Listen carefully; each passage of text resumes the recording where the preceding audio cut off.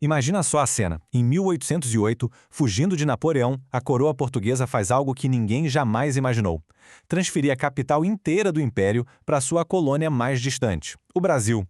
Foi um ato que, literalmente da noite para o dia, pegou um território esquecido e o transformou no centro de um reino global.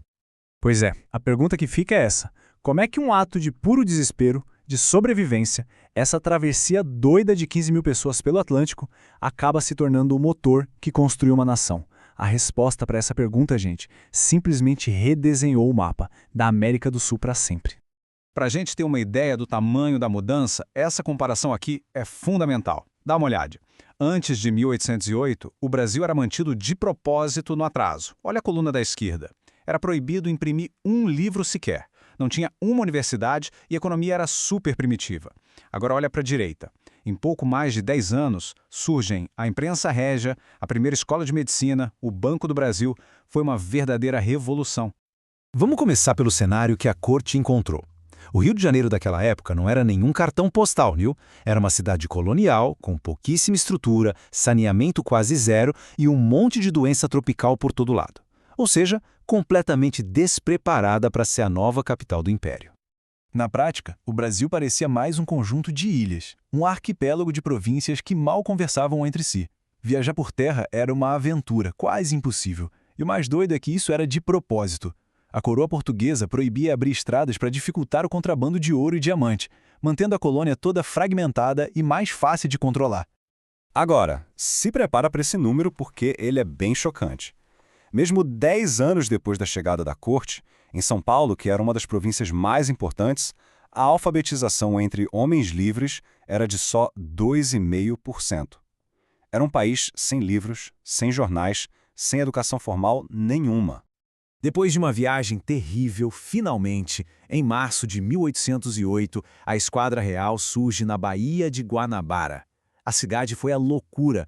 Os sinos das igrejas começaram a tocar, os canhões dispararam em saudação e uma multidão se juntou nas praias para ver de perto a chegada do seu rei. E é aqui que a história começa a ficar quase cômica. Imagina só, 15 mil nobres europeus desembarcando numa cidade colonial totalmente despreparada. O resultado foi um choque cultural gigantesco, cheio de mal-entendidos bizarros. Coisas como uma infestação de piolhos virando tendência de moda, foi a etiqueta europeia contra a lama e os mosquitos. Olha só esse relato da Maria Graham, uma viajante britânica que escreveu sobre o Brasil na época. A citação dela mostra como a vida era precária, mesmo para a elite local. As casas eram sujas e os costumes, para os olhos de um europeu, eram meio bárbaros. Não tinha a menor condição de receber a corte sofisticada de Lisboa assim de repente. Mas talvez a melhor história para ilustrar esse abismo cultural seja essa aqui. Por séculos, o Brasil viveu isolado, sem muito contato com as modas da Europa.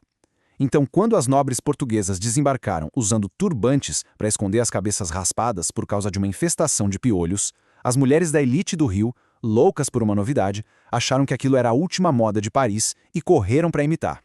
A corte até tentou recriar o mundo deles aqui nos trópicos, mas a realidade bateu forte. O calorão do Rio de Janeiro fazia as roupas de veludo e as perucas serem uma verdadeira tortura. As ruas de terra viravam um lamaçal na primeira chuva. E os mosquitos? Os mosquitos eram um tormento, espalhando doenças que os europeus nem sabiam que existiam. E o próprio rei Dom João era uma figuraça. Ele era cheio de fobias, morria de medo de trovão e de caranguejo. E era um comilão de marca maior. Dizem que ele escondia frangos assados nos bolsos do casaco para comer mais tarde, e que devorava uma ave inteira sozinho numa única refeição. Mas olha que curioso. Apesar de todas essas manias e esquisitices, Dom João se mostrou um administrador muito prático. De frente para o caos, ele sacou que para governar um império a partir do Brasil, ele ia ter que criar um estado do zero. E foi o que ele fez. Fundou instituições-chave como a imprensa régia, o Banco do Brasil e a primeira escola de medicina. E ele agiu numa velocidade impressionante. Cada uma dessas criações foi revolucionária. A imprensa régia, por exemplo, permitiu que as ideias circulassem pela primeira vez. O Banco do Brasil criou as bases de uma economia nacional. E as escolas formaram a primeira elite intelectual e técnica que nasceu e estudou aqui no país. Então o ponto central é esse aqui. A necessidade de governar o império a partir do exílio forçou uma modernização que Portugal sempre tinha negado à colônia. Essa transformação, que não tinha precedentes, não só organizou o Brasil como um reino, mas também preparou o terreno para a independência que viria depois. Só que esse progresso foi construído em cima de uma base muito sombria. Para erguer a nova capital, para sustentar o luxo da corte e para fazer a economia girar, a demanda por trabalho escravo explodiu. O número de pessoas escravizadas no Rio simplesmente triplicou. A modernização do Brasil foi erguida com o trabalho e o sofrimento de dezenas de milhares de africanos. E tinha outro preço bem alto a ser pago. A fuga da família real só foi possível por causa da proteção da Marinha Britânica, e em troca dessa ajuda, o Brasil teve que entregar para a Grã-Bretanha um controle econômico sobre o país que ia durar décadas.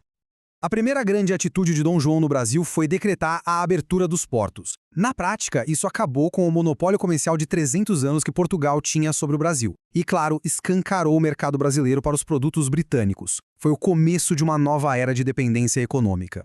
Agora, essa tabela aqui é muito interessante. Ela mostra o que a gente podia chamar de a matemática da submissão. Os tratados de 1810 foram ainda mais longe. Olha só os números. Os produtos ingleses pagavam 15% de imposto. Os de Portugal, que era a metrópole, pagavam 16%. Ou seja, a Inglaterra tinha mais vantagem comercial no Brasil do que o próprio Portugal. O resultado disso foi uma enxurrada de produtos ingleses no mercado, muitos deles completamente absurdos para o nosso clima. Imagina só, gente, tentar vender patins de gelo num lugar onde nunca nevou, ou cobertores de lã debaixo de um sol de 40 graus. Era um sinal muito claro de uma relação comercial totalmente desigual. E tudo isso nos leva para a consequência mais duradoura e talvez a mais irônica de toda essa história. O medo que Dom João tinha de ser capturado por Napoleão fez ele fugir para o Brasil. E esse ato, que foi visto como covardia por muita gente, acabou, sem querer, sem nenhum planejamento, criando uma nação. E olha que reviravolta. No fim da vida, o próprio Napoleão Bonaparte fez essa avaliação surpreendente sobre Dom João. O rei português era visto na Europa como um monarca fraco, indeciso. O fato do Napoleão, o maior gênio militar da época, admitir que foi enganado por ele, mostra que a decisão de fugir foi na verdade um ato de muita astúcia e sobrevivência, que salvou a coroa e o império.